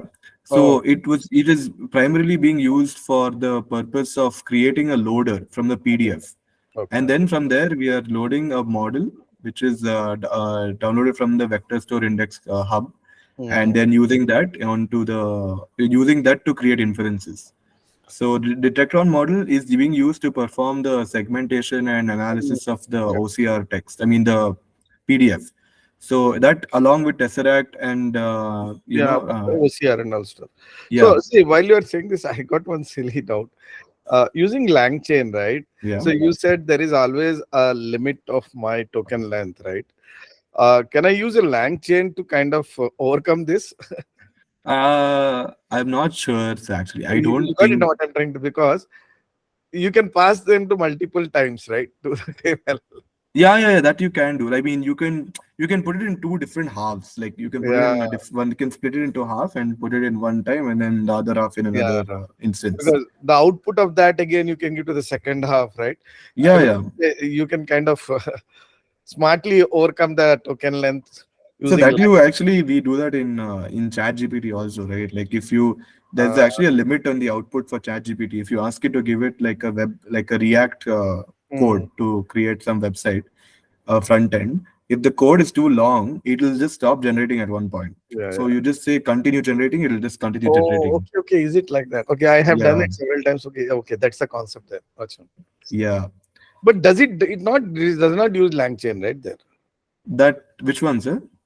The ChatGPT there it No, no, will. no. That is not Langchain. That is just OpenAI's model. Yeah, it just remember the session and it continues from there. Okay. Yeah, and sometimes it doesn't remember also. So Yeah, that yeah, is one problem with using ChatGPT. yeah. I've seen that. Yes, you're right. Yeah. So if you ask it any arbitrary question from the PDF, no matter in a way, you can, and you have a good limit of phrasing your prompt. Because as I mentioned, it is able to take in the prompt and find the best prompt for your answer, right? So you can phrase your prompt in like even without the some words such as what were, you can just remove that what were and just put some of the recommendations made, then just put recommendations made. So all of these different variants, it will work. So this is the final result with Langchain. This is why Langchain is right now the best tool to be used for businesses because it can solve the problem which are being faced by GPT-2 and 3. And the important point to be noted here is it is not exactly like it's not exactly fine tuning anywhere, but it is using that it is updating the weights every time you give it your data. So every time you give it your data, it changes its weights according to your data, and it performs the task automatically over here. So you get data relevant only to your PDF. Oh, okay. So basically, it is updating the weights. Yeah, yeah, for this session. Because actually, I mean, I didn't, I tried it earlier. I had submitted this PDF, this one. This PDF I had moved to docs2, right? Another folder I made called docs2. But I Okay. had loaded docs and I Mhm. had asked a question from that PDF. It said I do not know the answer. Okay. Okay. So But it takes care of any questions which are not in the context as well. yeah. And if you want to see, like to verify, see if you say what were some of the recommendations which were made for employees and employees, right? So if you go down over here and you see here, these are the recommendations which were made. So employees should conduct a survey of the programs they already offer. That's already there here. See, so it's given you the answer. Because this notebook is not demonstrating LLM, is demonstrating Q&A use case with Detectron, correct? No, Yeah, Langchain rather. it is using Langchain, Oh, but it's using it is using Langchain and downloading a model here. Got it. Okay, okay. So it is using this model to perform the Q&A. Oh, it's a Langchain demonstration. Yeah. Yes, yes. How you can connect different models. Okay. Yeah, different models and all that because this is just a very simple demonstration. Right, But right. in like for your cases, you can use the outputs from here into another model. You can again perform chaining and different tasks on that. Okay. Hello. Yes. Yeah, I have a simple question. So now Yeah. there is OpenAI. It's like ask your PDF. There is own website. Yeah, So yeah. if you upload that PDF, so you can ask the question and answer. So you know how it is works. Yeah, so that also works in a similar fashion. It first employs OCR to extract text, and then based on that text, it passes it to a question answering model. If they've revealed what model they're using, then that model is what is being used for performing question and answering. So whatever text is there in the PDF, it takes it as a context. Okay. And using that context, you ask whatever question you ask, it'll take that as a question. And using a pipeline method, I think they'll be using the pipeline method itself for question answering, and using the pipelining method, they'll get the answer, which is what I showed you over here as well. So if you, whatever text you generate from the PDF, right, from your PDF will come in context. Then you put a question, and then whatever question you pass the question to the pipeline using the context, it will give you the answer. That is So how this that is works. transfer learning. Sorry? That is following the transfer learning method. It is not exactly transfer learning. It is using a model which was trained specifically for question answering. Yeah. Okay, okay. So basically, it is just remembering the context out of that Yeah. PDF. And yeah. That is how generally any question answering model works. Yes. What is the time and resource it took to fine tune the model? Like what does it cost for, let's say, if you're training for a 10K data set? Which model, sir? GPT-3? I guess GPT-3. GPT-3 only, right? Yeah. So it has a different plan. Like if you're using Curie, which is one of the smallest models, and if you have like a data set of, let's say, 10K lines, and you have like your length of your input is like the data point length, right? If it does not exceed I think 500 characters or something. I think it's 500 characters. There is a limit. So for different limits of tokens, for different number of data points, for different output lengths, there are all different plans that are available on OpenAI. I think for like a That is the 10K case with in the OpenAI, but the transformer example that you showed us, where you were fine tuning, right? which one was An open this model. one? This Yeah. PDF one, whatever he's saying, right? Am I Oh, right? this one. Yeah. Oh, so this one, yeah, this cost, I'm not very sure because I mean, for each I mean to say the time prompt, it took to train it, and like whether how much GPU you were using, like to train, or is it just a simple CPU? Oh, yeah. So I think you got confused. I mentioned that, see, in Langchain, you're just combining models, right? And you're combining models and it's updating its weights based on your data. You're not fine-tuning it on your data here. There is no real fine-tuning happening. So there's no process of it like changing its weights completely related to your data. What it does is it takes your data points, it updates its weights according to your data, and every time you ask a question, again it changes its weights according to the question, gives you the answer, and that's all. It does not do anything outside that. It won't give you answers to questions which are not there. So it does not have any information from like the base GPT. Like the base GPT, if you ask it, is 2 plus 2 plus 4 in this document, it will say, I cannot answer. So it won't answer things which are not relevant. Information will be there, but it won't be using that information. It'll all be hidden. Okay. Now So you it's can clear. keep it relevant to your business, basically. Akash, in this case, right, in case you ask some question which is not relevant to this context, what is it answering? Can you just give it a try? Yeah, I can. I have to rerun the entire thing. Okay. That's okay, not a problem. I was just trying to understand. Sorry, I don't know. Does it say something? Yeah, it does say. I should have taken a screenshot actually because it says, I do not know the answer. Sorry. That's what it said. Does it say? Okay, that is what I was looking for. Yeah, it does say that. Okay. So is this, have you shared this publicly on GitHub, this one? Or Not yet, sir. Actually, I've not yet put this on GitHub. But I can definitely put it up if you all need the notebooks. Yeah, I want this one. I was just trying to do something of that, but yeah. Okay, I will put this up on my GitHub. Even the previous webinars notebook, I think, sir, one of the members wanted it. I didn't upload it on time, but I'll upload both of these on GitHub, and you can view it over there. Okay. Yeah. You can share in the chat or somewhere, or SARS. I can give my GitHub URL so that you all can keep it. You can keep a note of it. I actually was trying the same thing, but I didn't use this particular package. Yeah. The thing is, Langchain takes care of like most of the flaws that were there in traditional fine tuning. Yeah, it's very good. It avoids entire time constraints and all of that. And that too open source, right? Yes. People are continuously doing. Really good idea about this, yeah. Akash, the fine-tuning notebook that you showed pretty much applies to other transformer-based models on Hugging Face also, right? Like, are any nuances that you would like to highlight in the context of GPT? Are you talking about this notebook? Yeah, the fine-tuning one, yes. So this does not. I mean, this method of fine tuning will apply for transformers in general. We are using a generative pre-trained transformer, which is GPT-2. So it's called GPT because it is specifically made for generating text, natural language text. If you use a transformer, it will do the same task, of course, but the input format will be different for it. All these, where is this thing? Yeah. These tokens, right? The arrows and all of that you won't have to pass to it. Because the transformer has an encoder decoder, right? This GPT is only decoder.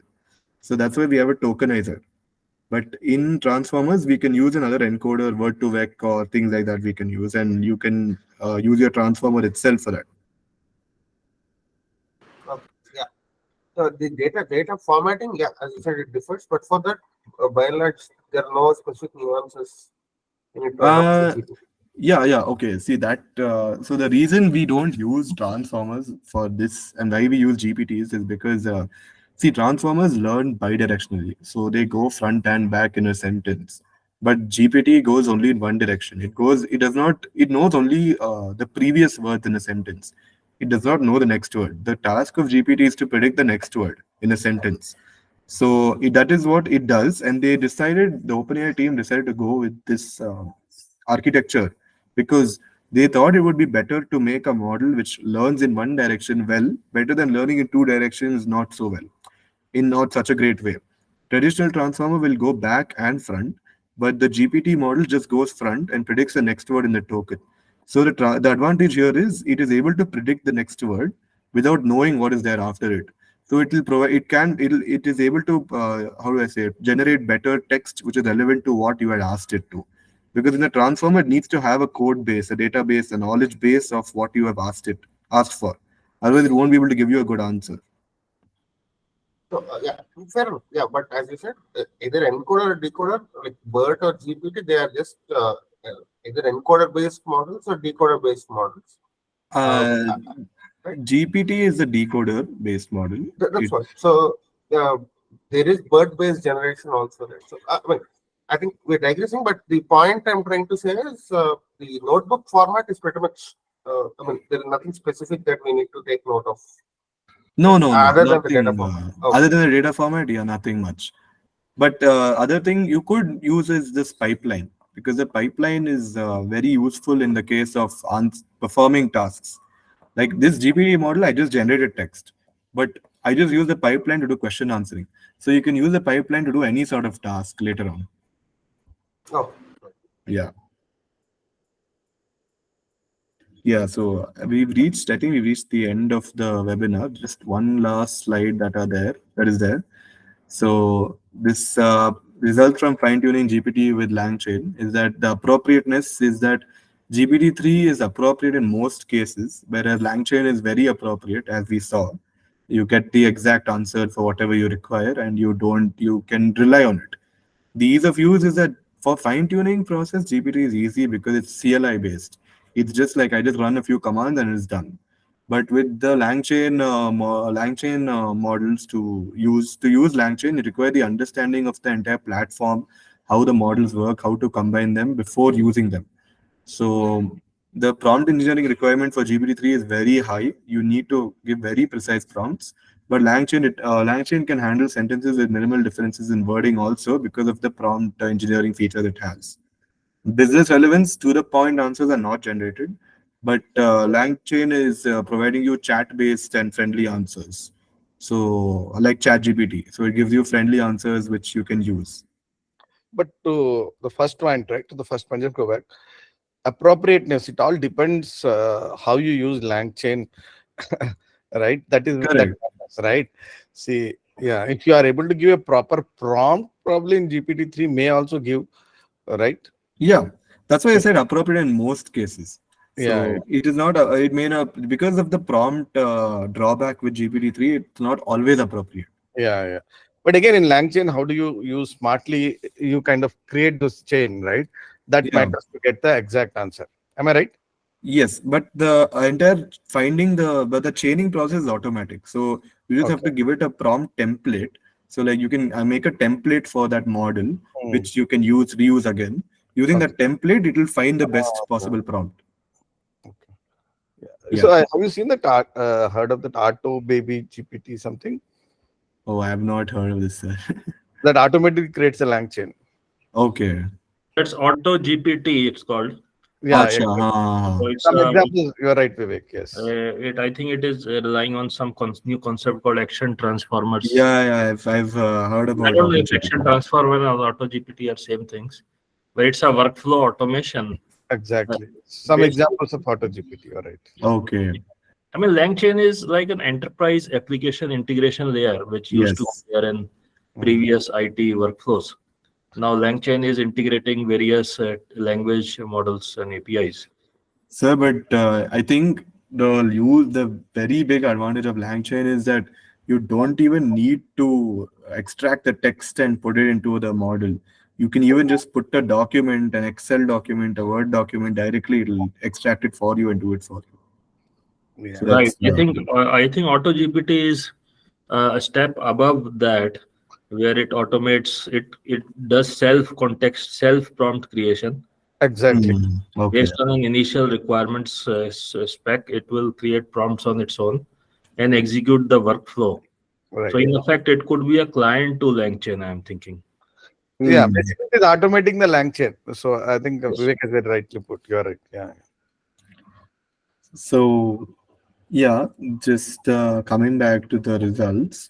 So these were some answers which were generated from the models. I had given a context such as the LG LED TV 55 inches, and it had all this as a context. And I asked it a question: what are the features of this TV?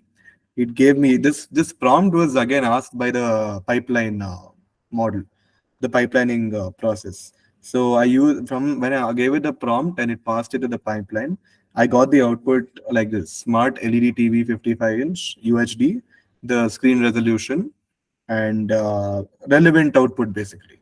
So for GPT-2, it will work to a certain extent, but for GPT-3, if you take an example, if you look at this, I have given a different sort of context for it, and I asked the same question to it. It gave me a much cleaner output, which was much more relevant to whatever was required. Like all this entire thing of AV, V, and UHD master link smart TV, it was able to build relationships and just say it is a 47-inch class LED TV. So that was one thing from GPT-3 as a result. Now Langchain using ChatGPT as a model or any other model. In this case, we've used we've used the index store creator. So an entire PDF document or Word document was submitted, which was related to a business statistics. And what were the results of the negative effects of stress? It gave the entire answer properly without having to do any sort of pre-processing. So these are some of the results, and employing Sorry, just go back to the previous slide. Yeah, this Langchain ChatGPT, you cannot do that, right? No, I just meant I didn't mean to write ChatGPT here. I just meant to your own model. Yeah, got it. Yeah, either ChatGPT or any model from any generative model. Got it. So some final results. It is made apparent that employing a model like ChatGPT is advantageous when it comes to conversational applications, because in ChatGPT you can get good conversations between the chatbot. Like it's user friendly and it is straightforward answers. So that is why ChatGPT is a good option.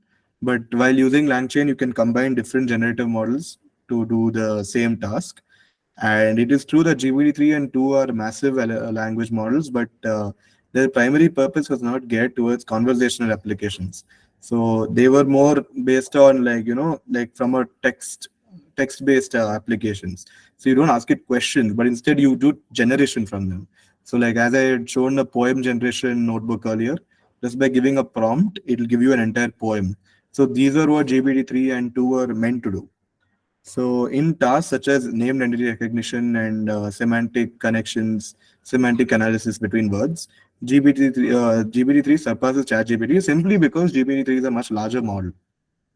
And GPT-2, on the other hand, is losing relevance and is no longer utilized except in situations where you have to do, where you are on tight on budget, let's say, and your relevance to your answers are not very important. Low cost textual generation is sufficient. So that's it. And that's it for this webinar. Thank you for attending this. And I hope you enjoyed this webinar. Yeah, wonderful session. Good. Nice session, excellent session. Thank you. All right. Thanks, Akash. Very well done. Thank you, sir. Audience for joining. Yeah. So I've shared your this thing.